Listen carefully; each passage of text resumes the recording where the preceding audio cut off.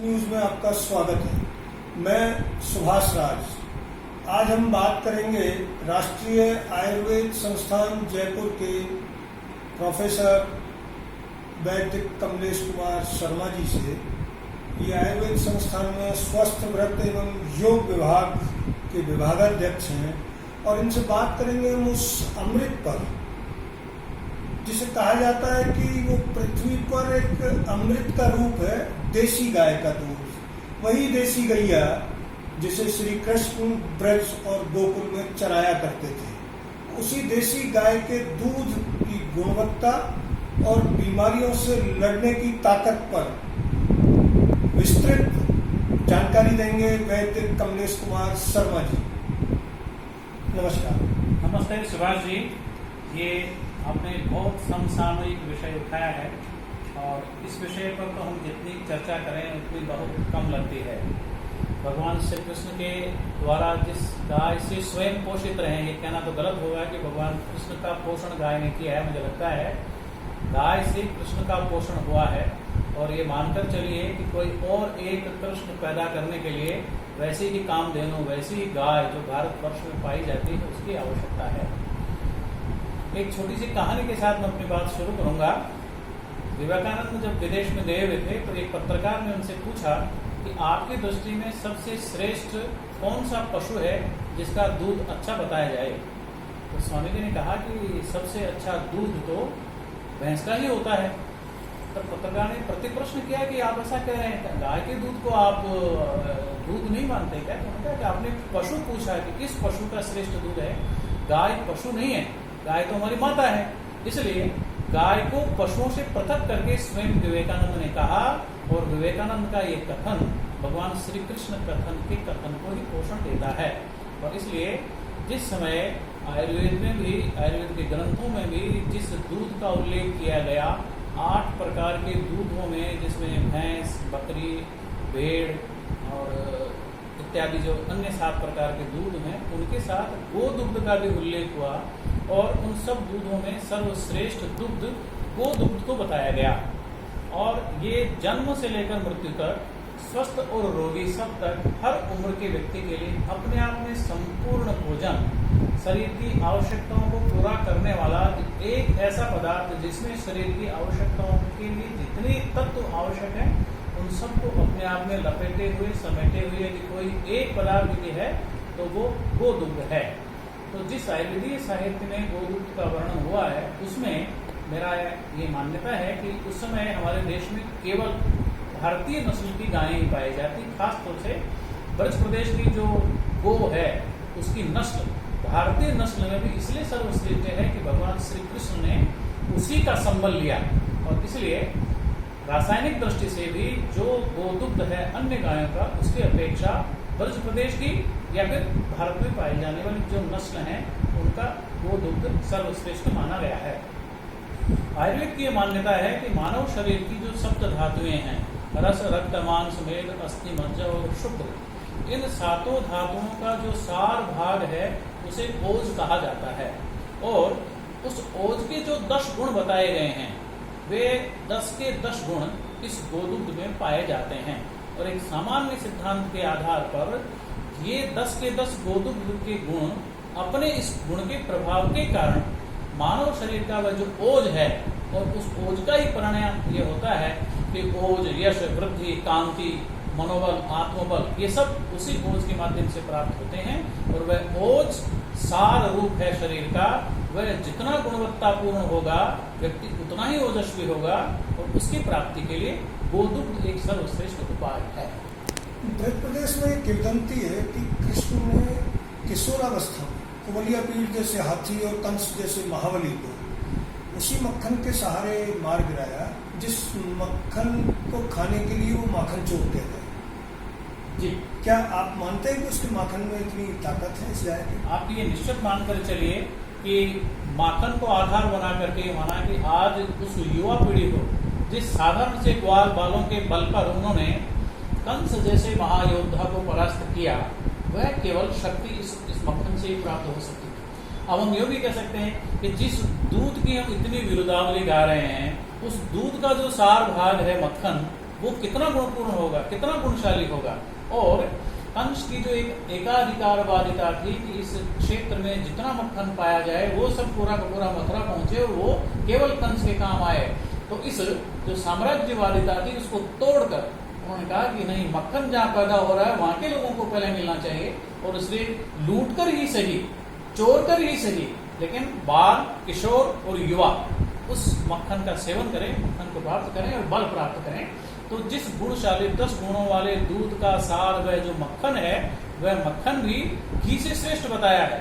आधुनिक रसायन विज्ञान की दृष्टि से भी जिस प्रकार के एंजाइम्स मक्खन में पाए जाते हैं वो दूध में नहीं होते हैं, क्योंकि उसको गर्म करने के बाद, पिघलाने के बाद जो छाछ के अंश को बाहर कर दिया जाता है, उस कारण से मक्खन के बजाय दूध में अनेक एंजाइम्स नहीं आ पाते हैं, और इसलिए दूध को गर्म करके, जामन देकर, जमाकर दही से जो निकाला हुआ मक्खन है, वह मक्खन उस दूध से भी अधिक गुणों वाला कहा गया है। और इसीलिए भगवान कृष्ण ने भले माँ कंचोर की उपाधि प्राप्त की हो, और उसके पीछे रहता है समाज सशक्तिकृत हो, जो वस्तु जहाँ पैदा हो रही है वहां पर उन लोगों का पहला हक है।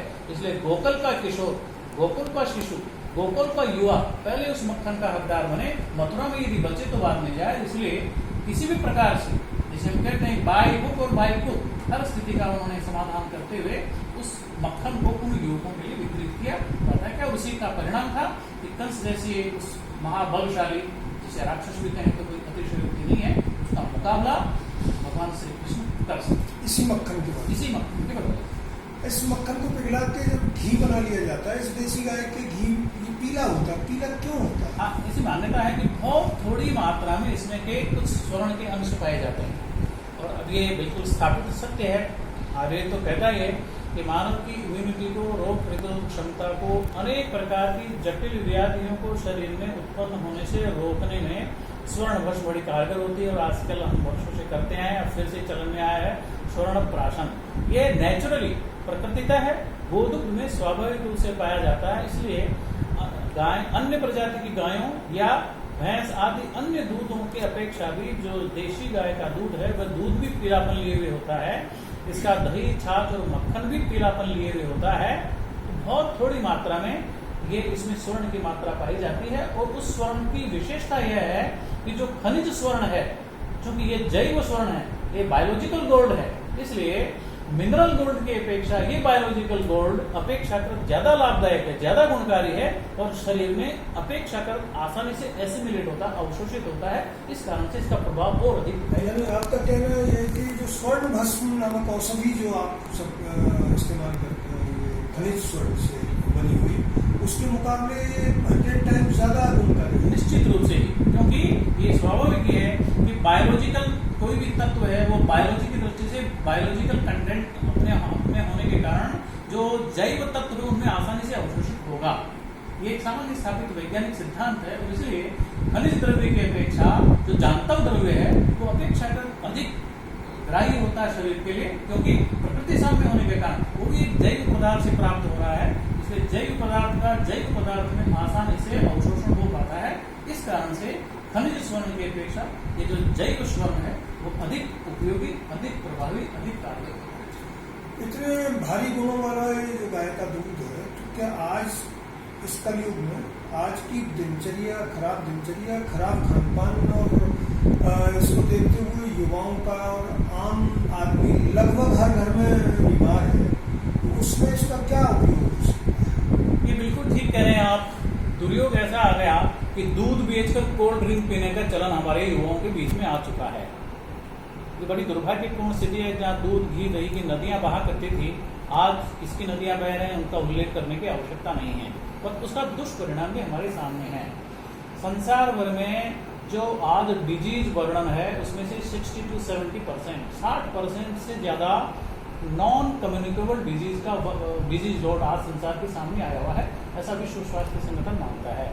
अब 60-70% जो नॉन कम्युनिकेबल डिजीज हैं, यानी वो केवल लाइफ स्टाइल रिलेटेड डिजीज हैं।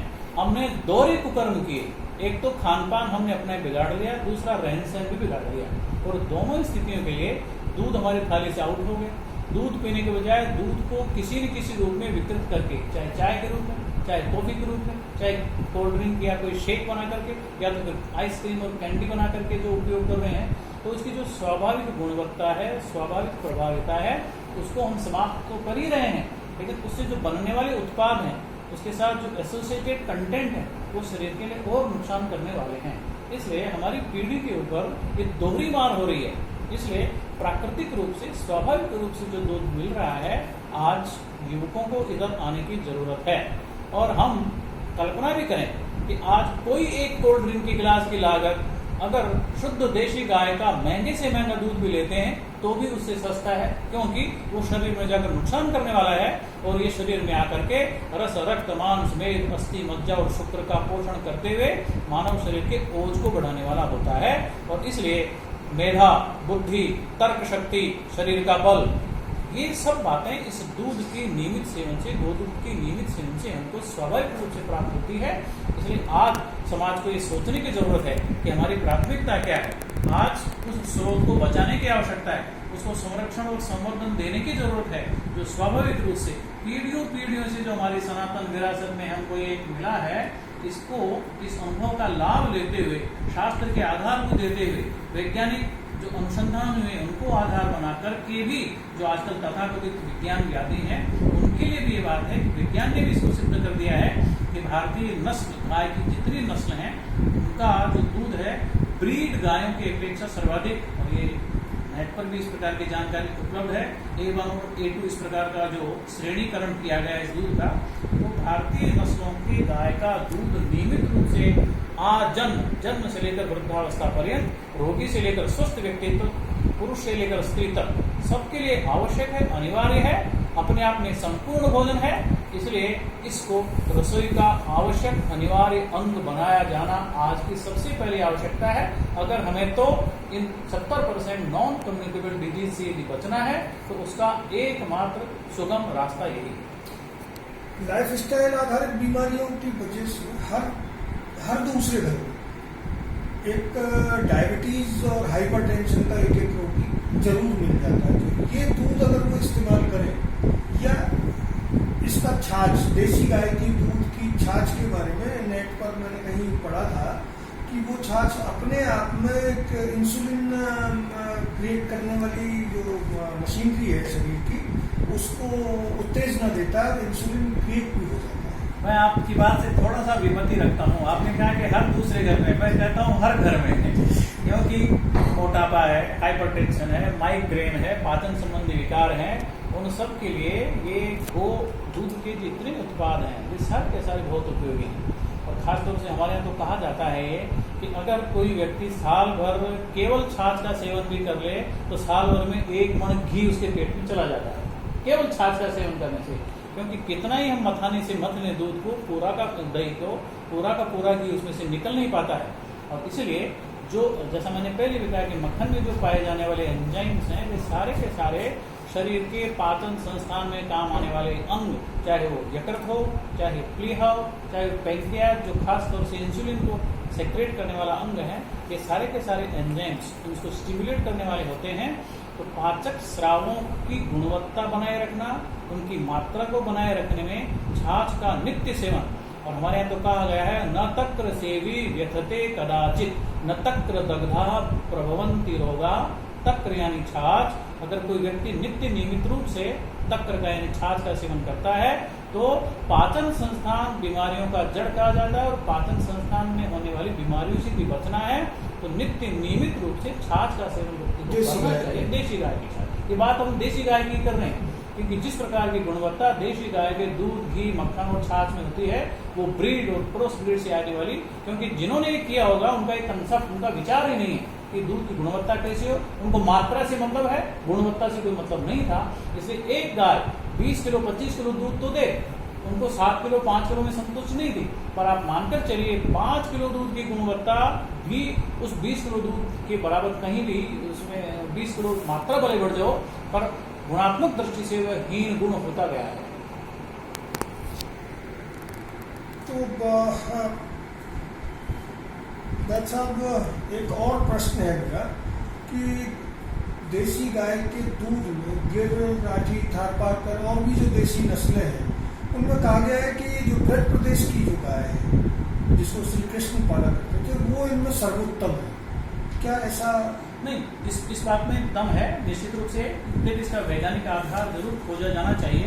लेकिन हमारा जो टेक्स्ट है, जो आयुर्वेदिक ग्रंथ है, उनमें इस प्रकार का श्रेणीकरण नहीं है। लेकिन ये तय है कि क्षेत्र के आधार पर, क्षेत्र का जो एनवायरनमेंट है, वहाँ का जो पर्यावरण है, उसके आधार पर जो ब्रीड पलती बढ़ती है वो उस क्षेत्र के लिए मुफीद है।